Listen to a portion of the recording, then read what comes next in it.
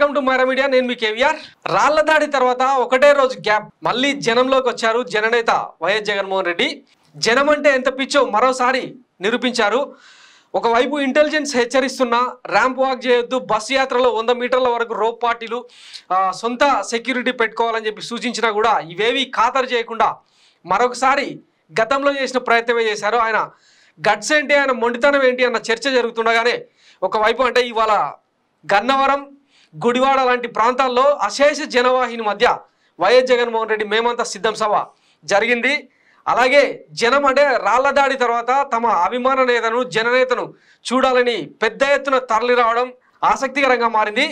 వాస్తవానికి అంటే గతంలో రాయలసీమతో పోలిస్తే కృష్ణా, గుంటూరు జిల్లాల్లో పెద్ద ఎత్తున జనాలు వచ్చారు. ఇక రాళ్ల దాడి తర్వాత జరిగిన ఇవాల్టి మేమంతా సిద్ధం సభలో అంతకు రెట్టింపు జనం రావడం ఆసక్తి రేపుతోంది. ఒకసారి ఆయన సిద్ధం సభలకు హాజరైన జనాన్ని చూసే ప్రయత్నం చేద్దాం.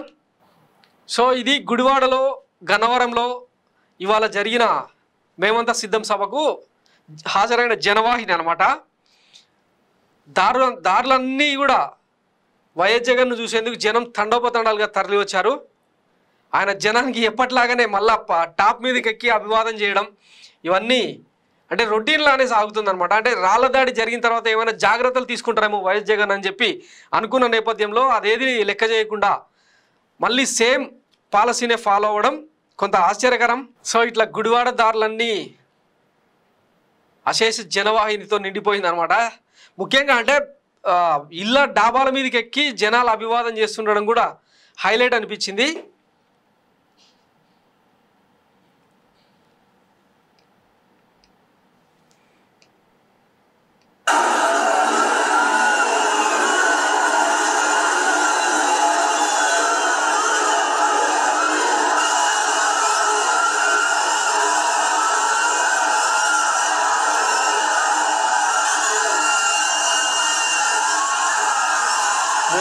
ఎక్కడ సందు దొరికితే అక్కడ నిలబడిపోయారనమాట జనాలు. ఇక పోతే కూటమికి సంబంధించిన నేతలు ఎవరు కూడా ఇట్లా సభలు నిర్వహించిన ఇంత పెద్ద ఎత్తున జనాలు రాకపోతుండడం, పైగా వాళ్ళ సభలు వెలవెలబోతుండడం, ఆఖరికి సినీ స్టార్ అయిన బాలయ్య బాబు, పవన్ కళ్యాణ్ లాంటి వాళ్ళ సభలు కూడా అట్రప్లాఫ్ అవుతుండడం రేపుతోంది. ఇక పోతే ఇవాళ గుడివాడలో ఆయన నిర్వహించిన బహిరంగ సభలో రాళ్ల దాడికి సంబంధించి కొన్ని ఆసక్తికర వ్యాఖ్యలు చేశారు. శ్రీకృష్ణుడు లాంటి జనం మీరు తోడుండగా నన్ను ఎంతమంది వచ్చినా ఏమీ చేయలేరు అంటూ ఆయన చేసిన ప్రసంగం సంచలనంగా మారింది. ఒకసారి ఆయన ఏం మాట్లాడినో విందాం. అర్జునుడి బిడ్డ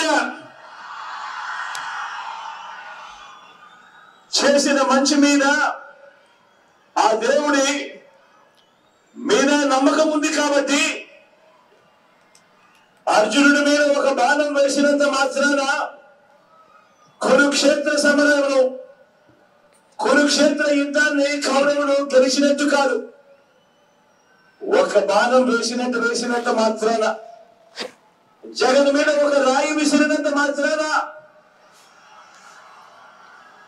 జగన్ మీద ఒక రాయి విసిరినంత మాత్రాన జరగబోయే ఎన్నికల కురుక్షేత్రంలో ఆ దుష్ట చతుష్టయం ఓటమిని, ఆ పెత్తందారుల ఓటమిని, మన పేదల ప్రభుత్వం గెలుపును ఎవరూ ఆపలేరు. ఇలాంటి దాడుల వల్ల నా సంకల్పం చెక్కుచెదరదు. పైగా ఈ స్థాయికి వీరు దిగజారారు అని అంటే దాని అర్థం ఏమిటి? ఈ స్థాయికి వారు దిగజారారు అని అంటే దాని అర్థం ఏమిటి? విజయానికి మనం అంత చేరువుగా ఉన్నామని, విజయానికి వాళ్ళంత దూరంగా ఉన్నారనే కదా దాని అర్థము.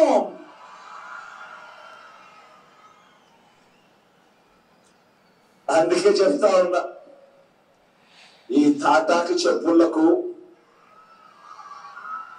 మీ బిడ్డ అదరుడు, మీ బిడ్డ పెదరుడు.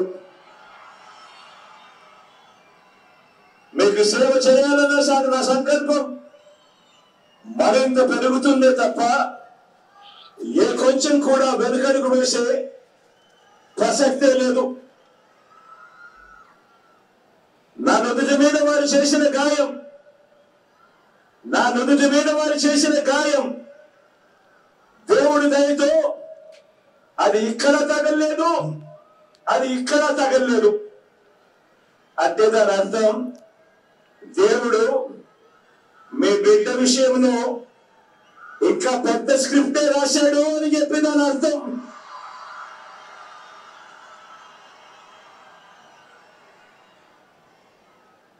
నా నుదుటి మీద వారు చేసిన గాయం బహుశా 10 రోజుల్లో తగ్గిపోతుందేమో, కానీ పేదల ప్రయోజనాలకు చంద్రబాబు చేసిన గాయాలు, ఆయన పాలనలో ఆయన చేసిన గాయాలు, ఆ రైతులకైతేనేమి, ఆ అక్క చెల్లెమ్మలకైతేనేమి, ఆ నిరుద్యోగులకైతేనేమి, ఆ సామాజిక వర్గాలకైతేనేమి, ఆ చంద్రబాబు మోసాలతో అతలాకుతలమైన ఆ పేదల బతుకులు, చంద్రబాబు చేసిన మోసాలను, చంద్రబాబు చేసిన గాయాలను ఆ పేదలు ఎన్నడూ కూడా మర్చిపోయే ప్రసక్తే ఉండదు అని సందర్భంగా చెప్తా ఉన్నారు. సో ఇది ఆయన జరిగే ప్రసంగం తీరు అనమాట. మొత్తం మీద అంటే బౌన్స్ బ్యాక్ అయినట్టే కనిపిస్తోంది. దెబ్బను సైతం లెక్క చేయకుండా తనకు థ్రెట్ ఉందని తెలిసిన ఇంటెలిజెన్స్ హెచ్చరిస్తున్నా కూడా మళ్ళా అంటే పునరుత్తేజంతో అంతకు మించిన ఉత్సాహంతో ఆయన నిర్వహించిన సభలు ఇంకా సూపర్ హిట్ అయినాయి. అంటే ఒకవైపు తమ ముఖ్యమంత్రికి గాయమైందన్న సంగతి తెలిసి చాలామంది తండోపతండాలుగా తరలి వస్తున్న పరిస్థితి అయితే కనిపిస్తూ ఉంది. ఇకపోతే ఇది కింది స్థాయిలో సామాన్య ప్రజలకు కూడా పెద్ద ఎత్తున చేరినట్టు కనిపిస్తుంది. కుక్క తిట్లు తిడుతున్నారు కూటమి నేతలను. మీకు చేతనైతే డైరెక్ట్గా ఎదుర్కోవాలి, కానీ ఈ రాళ్ల దాడులు ఏంది అని.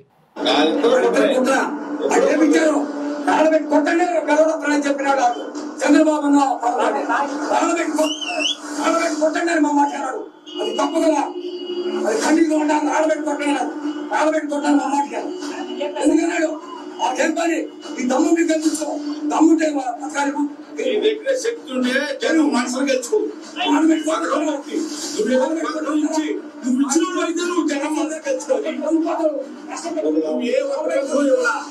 జనానికి సున్నది ఉంటావు.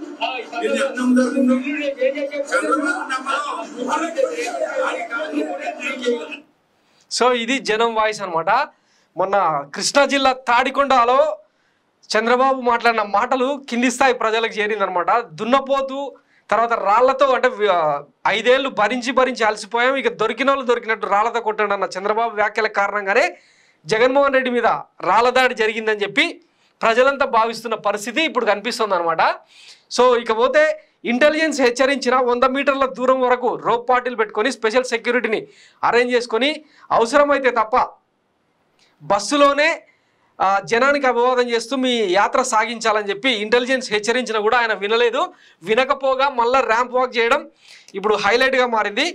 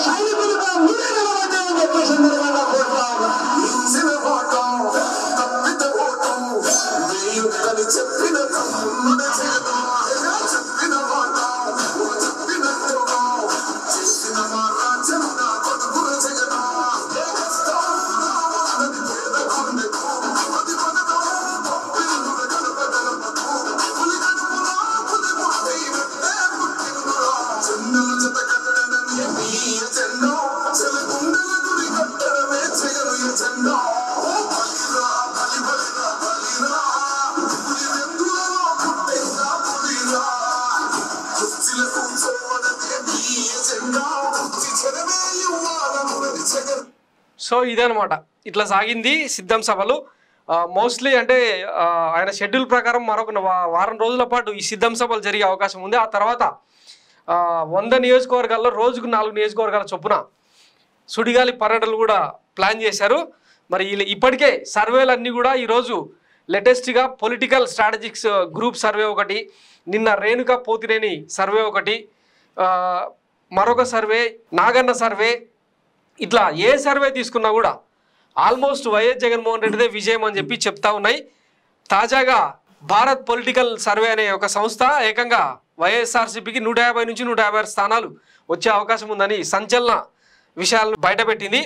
సో మొత్తం మీద మళ్ళొచ్చేది వైఎస్ జగన్మోహన్ సర్కారే అని చెప్పి సర్వేలన్నీ చెప్తున్నాయి. రాజకీయ విశ్లేషకులు కూడా అంటే ఆయన చేసిన మంచి పనులు కావచ్చు, పేదలకు అందించిన సంక్షేమం కావచ్చు, మళ్ళీ అధికారం జగన్దే అని చెప్పి చెప్తా ఉన్న నేపథ్యంలో ఈ సిద్ధం సభలు మేమంతా సిద్ధం సభలు మొత్తం కూడా ఇటు శ్రేణులను అటు అసంతృప్తులను కూడా నూతన తేజం వైపుకు తీసుకెళ్తున్నట్టు చెప్తా ఉన్నాయి. సో చూద్దాం మరి రిజల్ట్స్ ఎట్లా ఉంటాయి అనేది. మే 13న జరగబోయే పోలింగ్ తర్వాత క్లారిటీ వచ్చే అవకాశం ఉంది. జూన్ 4న రిజల్ట్స్ రాబోతున్నాయి. మోస్ట్లీ ఇంకొక నెల రోజులు కూడా కాదు 28 రోజుల్లో ఎన్నికలు జరగబోతున్న నేపథ్యంలో ఇక ఫర్దర్ అప్డేట్స్ ఏమన్నా ఉన్నాయేమో చూద్దాం. Thanks for watching Myra media. నేను మీ కేవీఆర్. Thank you.